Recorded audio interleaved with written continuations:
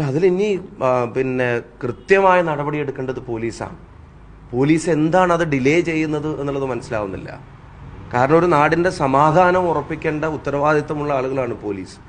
ഒരു വ്യാജ സ്ക്രീൻഷോട്ടിൻ്റെ പേരിൽ ആ നാടിൻ്റെ സമാധാനം കെടുത്താനുള്ള ബോധപൂർവമായ ശ്രമങ്ങൾ നടക്കുമ്പോൾ അത് വ്യാജമാണെന്ന് പൊതുജനത്തോട് പറയാനും ഒപ്പം ആ വ്യാജ സൃഷ്ടി ആരുടേതാണെന്ന് അന്വേഷിച്ച് കണ്ടെത്തി അവരെ നിയമത്തിന് മുന്നിൽ കൊണ്ടുവരാനും ഉത്തരവാദിത്തമുള്ള പോലീസ് ഈ വ്യാജ വർഗീയ വിദ്വേഷ പ്രചരണങ്ങൾ നടത്താൻ കൂട്ടുനിൽക്കുന്ന തരത്തിലുള്ള ഒരു അനുഭവം ഉണ്ടാവുകയാണ്.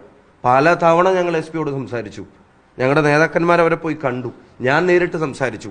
ആ ചെറുപ്പക്കാരൻ നേരിട്ട് ഫോണും കൊണ്ട് പോലീസിൻ്റെ അടുത്തേക്ക് പോയി. എന്നിട്ട് അത് അന്വേഷിക്കണമെന്ന് പറഞ്ഞു. അയാൾ പരാതി കൊടുത്തു. അവിടെ യൂത്ത് ലീഗിൻ്റെ പേരിലാണ് ആ വാട്സപ്പ് ഗ്രൂപ്പ് ഉണ്ടാക്കിയത്. അവർ പോലീസിനെ സമീപിച്ചു. എന്നിട്ട് FIR ഇട്ട്. ഇത്ര ദിവസമായിട്ടും